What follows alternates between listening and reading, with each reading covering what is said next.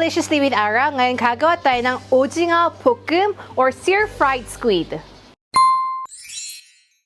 So Ojingeo-Bokkeum is squid stir-fried in a very spicy sauce. Koreans love spicy foods, as you have noticed, and this is a great meal to have to upgrade the typical kind of squid meals, squid dishes that we normally cook with. So for our main ingredients, we need our squid. Any kinds of squid is okay. You can have the fresh, or sometimes on the groceries you can already buy like the half-cooked and frozen squids. Those are also a good alternative as well. And of course, the base of our sauce will be the Gochujang or the Korean chili paste, and we have our soy sauce, our sugar, chili powder, garlic, and different kinds of assorted vegetables. For the assorted vegetables, you can add more vegetables that you want, and I just had like basic vegetables like onions and carrots, but also like red bell peppers or yellow bell peppers. Something to boost up the color would be also a good addition. So now let's first cut off our ingredients.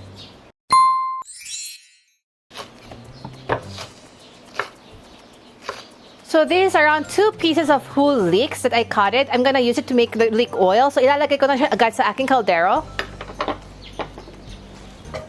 And then I'm gonna cut thinly my onions, my carrots, and also my cabbage, which I'll be tossing later on with my squid. So lahat maninipis sana para madali lang siya maluto.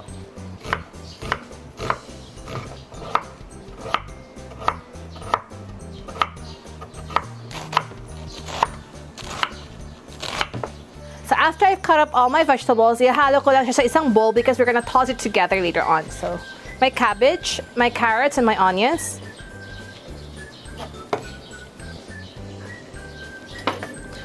And then loosen up your onions para later on hindi siya makadikit-dikit.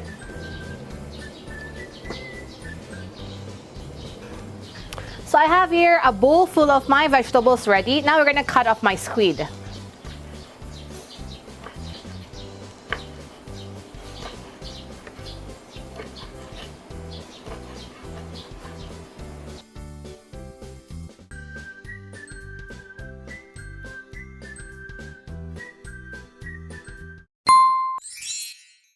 So I've cut up my squid on a ring form and iwan ko lang siya ng konti while I make my leek oil. So on my pot, I already have my leeks kanina. I'm gonna turn it on.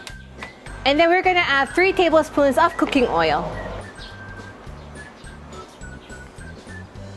Haluin lang natin siya to make the leek oil and the smell of aroma very fragrant. So when I can smell the aroma of my leeks, and as you can see na medyo nalalantay yung ating leeks, we're gonna add in our squid. So if you're gonna use like a half-cooked, like medyo frozen na squid, still, this is the point where you still add. And haluin na natin siya ng haluin. And we're gonna first add in our sugar. So this is around 2 tablespoons of our sugar. So we can caramelize as well and to give our squid a little bit of an extra boldness of the flavor. So around 2 tablespoons of my sugar.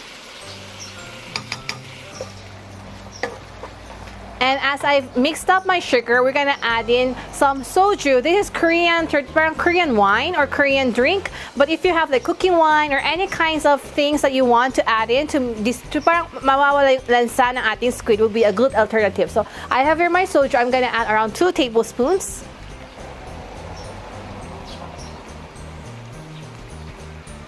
And also my garlic. This is 1 tablespoon of minced garlic.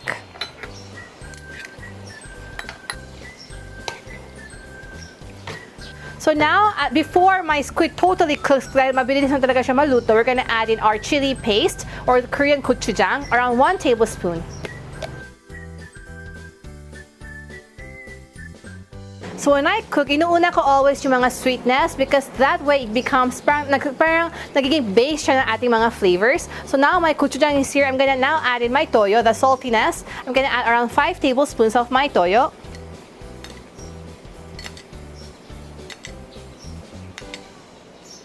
And this is chili powder. We're gonna add 2 tablespoons.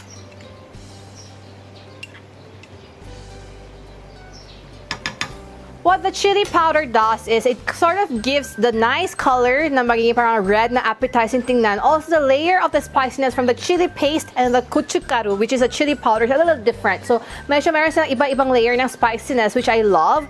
And when you add the chili powder, don't worry na hindi siya magiging orange because it really takes time for the chili powder to fully melt and lumalabas yung talaga color niya. So, first, we're gonna add only 2 tablespoons. And if you really want the red na red, then you can add later on. But if ngayon pa lang, mag-add kayo na mag-add ng mga chili powder, later on when it cooks, magiging super thick and magiging starch na yung lasa niya. So, we're not gonna mix up all our sauce.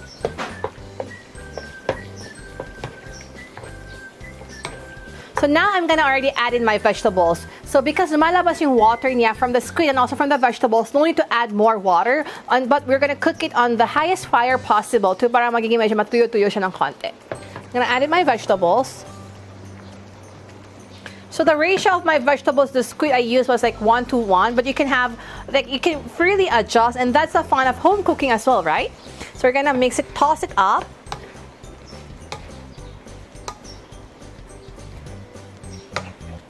And if medyo matubig pa rin ng konti yung ating ginagawa, because I don't want it to be like parang saucy na basa, I'm gonna add 1 more tablespoon of my chili powder, because what chili powder also does is, since it's in water, it also boosts up the color, so parang 2-in-1 yung effect niya. So I'm gonna add 1 more tablespoon of my chili powder. So now, the vegetables can be eaten almost raw or half crunchy, right? And I don't want my vegetables to be very, very soggy. So this is good enough, but I want more red. So now it's really up to you whether you want the spiciness or like very, very red. This is already good enough to be eaten, but if I want the very saucy red, I'm gonna add around 1 more tablespoon of my gochujang, but this is totally optional already for you. So I have my 1 tablespoon of gochujang. And before I turn off the fire, I'm gonna add 2 tablespoons of my corn syrup. What the corn syrup does is it gives a very nice gloss for our food. And now you can see that medyo nagiging parang dark red na yung ating food.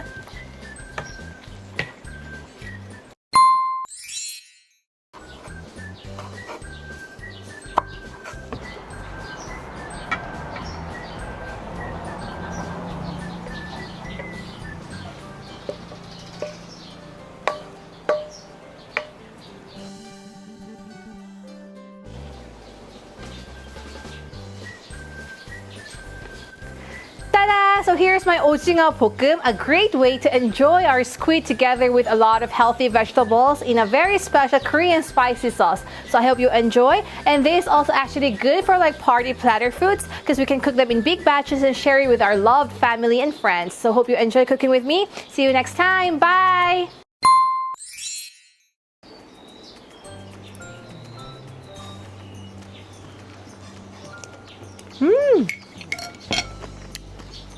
Very chewy, the squid. The sauce is very savory. Great to eat with rice or even sometimes noodles. Hindi siya malansa, and you can taste all the richness of the vegetables, the sauce, the squid. Amazing way to enjoy our seafood. So hope you enjoy.